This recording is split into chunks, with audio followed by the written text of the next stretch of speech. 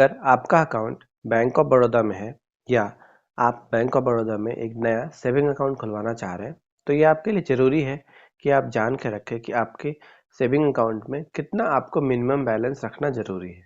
ठीक है। और साथ ही साथ ये भी कि अगर आप ये मिनिमम बैलेंस मेंटेन नहीं करते हैं तो आपके अकाउंट से कितना चार्जेस कटेगा। तो आज की इस वीडियो में हम यही बताने वाले हैं कि बैंक ऑफ बड़ौदा में अगर आपको जनरल सेविंग अकाउंट है आपका तो आपको उसमें कितना मिनिमम बैलेंस रखना है।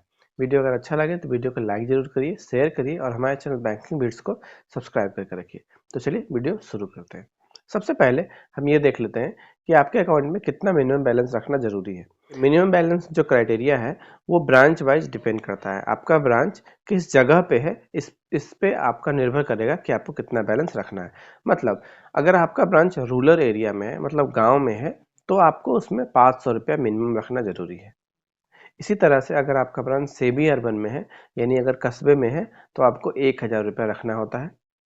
और अगर आपका ब्रांच अर्बन में है, एरिया में, मतलब अगर शहर में है या मेट्रो में है, ठीक है, तो आपको उसमें 2000 मिनिमम अपने सेविंग अकाउंट में रखना जरूरी है।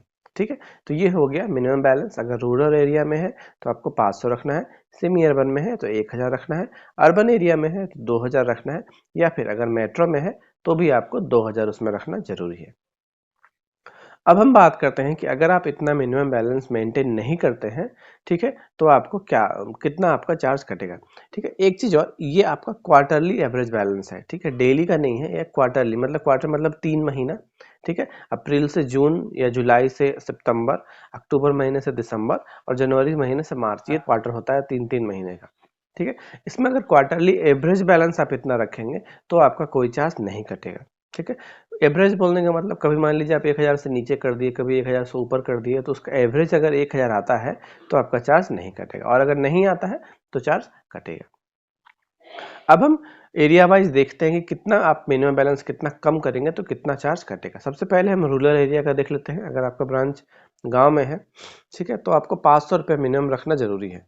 अगर आप 500 से कम कर देते हैं, ठीक है, मान लीजिए आप 375 से 499 रुपए के बीच में रखते हैं, तो आपको 31 रुपये और 25 पैसे ये आपको चार्ज देना पड़ेगा। ठीक है, प्लस इसमें जीएसटी ऐड होगा, तो टोटल आपको 36 रुपये 88 पैसा चार्ज आपके अकाउंट से डेबिट हो जाएगा। ठीक, मान लीजिए आप 250 रुपये से 375 रुपये के बीच में रखते हैं, तो आपको जीएसटी ऐड करके 73 रुपया 75 पैसा आपका चार्ज कटेगा। ठीक है, आप अगर 125 रुपये से 249 रुपये के बीच में रखते हैं तो 110 रुपया 63 पैसा आपको चार्ज देना पड़ेगा। और अगर आप 125 रुपये से नीचे रखते हैं या फिर जीरो बैलेंस रखते हैं तो आपको 147 रुपये 50 पैसा चार्ज देना पड़ेगा। ठीक है, तो ये हो गया रूरल एरिया का बात। अब हम करते हैं सेमी अर्बन। ठीक है, अगर अगर अगर आपका ब्रांच कस्बे में है तो आपको 1000 रुपये रखना आपके अकाउंट में कंपलसरी है। अगर आप 1000 नहीं रखते हैं, मतलब 1000 से कम रखते हैं, मान लीजिए आप 750 रुपये से 999 रुपये के बीच में रखते हैं, तो आपको 36 रुपये 88 पैसा चार्ज देना पड़ेगा। अगर आप 500 से 749 रुपये के बीच में रखते हैं तो आपको 73 रुपये 75 पैसे चार्ज देना पड़ेगा। 250 से 499 के बीच में रखते हैं तो 110 रुपया 63 पैसा। और 250 से भी कम रखते हैं या आप जीरो बैलेंस रखते हैं तो आपको 147 रुपये 50 पैसे चार्ज देना पड़ेगा। तो ये हो गया हमारा सेमी अर्बन का बात।